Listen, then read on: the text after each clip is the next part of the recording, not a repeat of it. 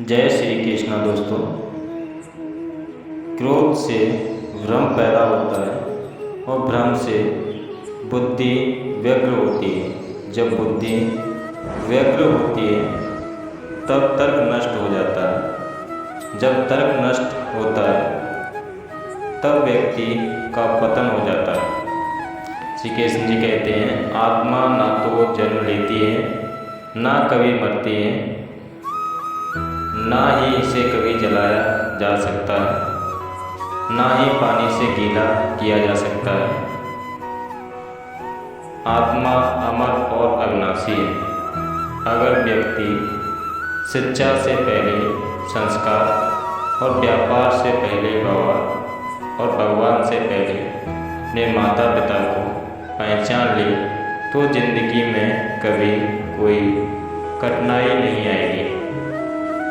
श्री कृष्ण जी कहते हैं, विषयों का चिंतन करने से विषयों की आसक्ति होती है, आसक्ति से इच्छा उत्पन्न होती है और इच्छा से क्रोध होता है और क्रोध से सम्मोहन और अविवेक उत्पन्न होता है। हमारे द्वारा इसी वीडियो के माध्यम से भगवान श्री कृष्ण के कुछ विचारों का वर्णन किया गया है।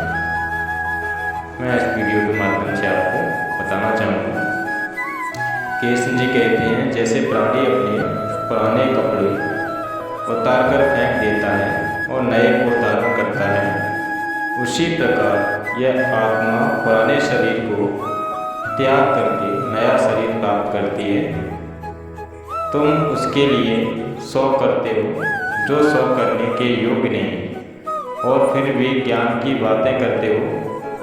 बुद्धिमान व्यक्ति ना जीवित और ना ही मृत व्यक्ति के लिए सौ करते हैं। मन की गतिविधियों, होश, साहस और भावनाओं के माध्यम से भगवान की शक्ति सदा तुम्हारे साथ है और लगातार तुम्हें उस पर एक साधना की तरह प्रयोग कर सभी कार्य कर रही है।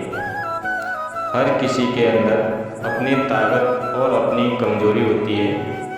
मछली जंगल में नहीं दौड़ सकती और शेर पानी में राजा नहीं बन सकता, इसलिए अहमियत सभी को देनी चाहिए। धर्म युद्ध से भी व्यक्ति निष्पक्ष नहीं रह सकता और धर्म युद्ध में जो व्यक्ति धर्म के साथ नहीं खड़ा है, इसका मतलब यह है वह अधर्म के साथ दे रहा है, वह अधर्म के साथ खड़ा है।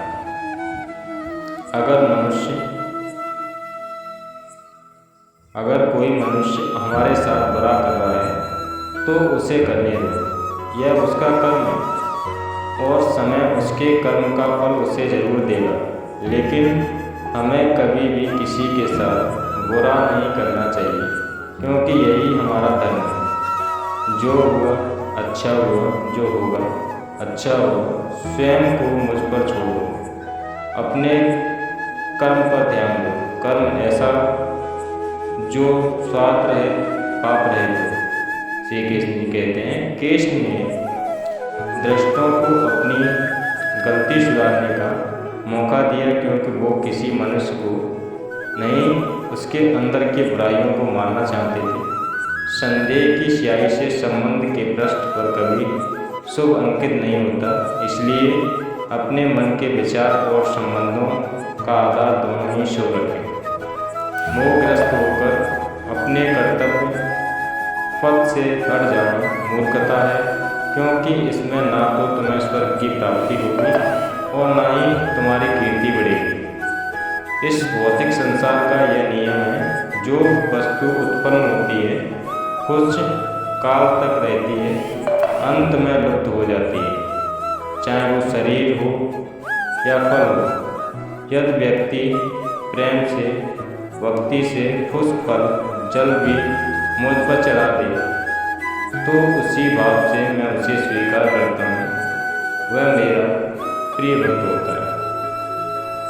उससे मत डरो जो वास्तविक नहीं, ना कभी था और ना कभी होगा। जो वास्तविक है वो हमेशा था और उसे कभी नष्ट नहीं किया जा सकता। जीवन में आधे दुख इस कारण जन्म लेते हैं क्योंकि हमारी आशाएं बड़ी होती हैं और इन आशाओं का त्याग करके देखो जीवन में सुख ही सुख है।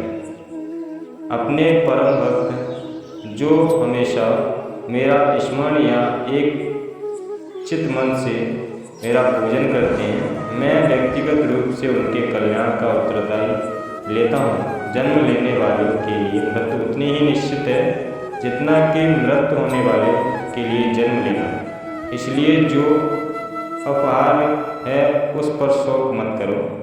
श्री कृष्ण ने कहा है, अगर किसी से दुख किया तो बुरा मत मानो। लोग उसी पेड़ पर पत्थर मारते हैं जिस पेड़ पर ज़्यादा मीठे फल होते हैं। अंतकाल में जो मनुष्य मेरा स्मरण करते हैं, देह त्याग देता है, वह मेरी शरण में आता है। इसलिए मनुष्य को चाहिए कि अंतकाल में मेरा चिंतन करे। यह सच बात है कि भूल करके इंसान कुछ सीखता है, परंतु इसका यह मतलब नहीं है कि जीवन भर भूल करता रहे कि हम सीख रहे हैं। श्री कृष्ण कहते हैं, इस जगत में मनुष्य भौतिक वस्तुओं का भोग कर सकता है। अगर वो चाहे तो सब कुछ छीन सकते हैं, मनुष्य कुछ भी नहीं कर सकता। स्वार्थ से रिश्ते बनाने की कितनी भी कोशिश करें, वो कभी नहीं बनते, और प्रेम से बने रिश्ते को कितना भी तोड़ने की कोशिश करें, वो कभी नहीं टूटते। जीवन में आधे दुख इस वजह से आते हैं क्योंकि हमने उनसे आशाएं रखी हैं जिनसे हमें नहीं रखनी चाहिए थी। जीवन में समय चाहे कैसा भी हो, परिवार के साथ रहो। सुख हो तो बढ़ जाता है और दुख हो तो बढ़ जाता है। इस संसार में मूर्ख व्यक्ति, अधर्मी, अज्ञानी व नास्तिक प्रकृति का व्यक्ति मेरी शरण स्वीकार नहीं कर सकता। ज्ञानी व्यक्ति को कर्म के प्रतिफल की अपेक्षा कर रहे अज्ञानी व्यक्ति के दिमाग को स्थिर नहीं करना चाहिए। अपने जीवन में कभी भी न किसी को आनंद में वचन दें और न क्रोध में उत्तर दें, और न ही दुख में कभी निर्णय लें। किसी और का काम पूर्णतः से करने से कहीं अच्छा है कि अपना काम करें, भले ही उसे अपूर्णता से करना पड़े। श्री कृष्ण कहते हैं, मैं ही इस सृष्टि की रचना करता हूँ, मैं ही इसका पालन पोषण करता हूँ, और मैं ही एक सृष्टि का विनाश करता हूँ। कृष्ण जी कहते हैं, जब संसार में धर्म की हानि होगी, अधर्म की विजय। जब मैं इस पृथ्वी पर अवतार लूँगा, अमीर बनने के लिए एक क्षण संग्रह करना पड़ता है, किंतु अमर बनने के लिए एक कर बांटना पड़ता है। जिंदगी में सब कुछ खत्म होना कुछ भी नहीं होता, हमेशा एक नई शुरुआत हमारा इंतजार कर रही होती है। भगवान श्री कृष्ण कहते हैं, हे अर्जुन, मैं भूत, वर्तमान और भविष्य के सभी प्राणियों को जानता हूँ, किंतु वास्तविकता में मुझे कोई नहीं जानता। लोग कहते हैं कि आपने अपनों के आगे झुक जाना चाहिए, किंतु सच बात तो यह है कि अपने होते हैं वह कभी झुकने नहीं देते। एक दिन मत दिखाना कि हमें खुद पर गुरूर हो जाए, रखना अपने दिल में इस तरह के जीवन सफल हो जाए। वह जो भी इच्छाएं त्याग देगा, मैं और मेरा की लालसा और भावनाओं से मुक्त हो जाता है, उसे शांति प्राप्ति होती है। हमेशा छोटी छोटी गलतियों से बचने की कोशिश किया करो, क्योंकि इंसान पहाड़ों से नहीं पत्थरों से ठोकर खाता है। शांति से भी दुखों का अंत हो जाता है और शांत चित्त मनुष्य की बुद्धि शीघ्र ही स्थिर होकर परमात्मा से युक्त हो जाती है। अपनी पीड़ा के लिए संसार को दोष मत दो, अपने मन को समझाओ, तुम्हारे मन का परिवर्तन ही तुम्हारे दुखों का अंत है। श्री कृष्ण जी कहते हैं, एक बार माफ करके अच्छे बन जाओ और दोबारा उसी इंसान पर भरोसा करके बेवकूफ़ कभी नहीं ना बनो। इच्छा पूरी नहीं होती तो क्रोध बढ़ता है, और इच्छा पूरी होती है तो लोभ बढ़ता है। इसलिए जीवन की हर स्थिति में धैर्य बनाए रखना। अगर तुम अपना कल्याण चाहते हो तो कभी उपदेशों और सभी धर्मों को छोड़कर मेरी शरण में आ जाओ, मैं तुम्हें मुक्ति प्रदान करूँगा।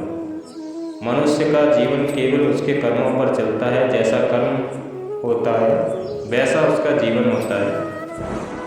मन अशांत हो तो निश्चिंत करना कठिन है, लेकिन अभ्यास से इसे बस में किया जा सकता है। दिव्यता केवल शक्तिशाली होने से नहीं, बल्कि वास्तविक दिव्यता दूसरों में शक्ति जागृत करने में है। मन की गतिविधियाँ होश, श्वास और भावनाओं के माध्यम से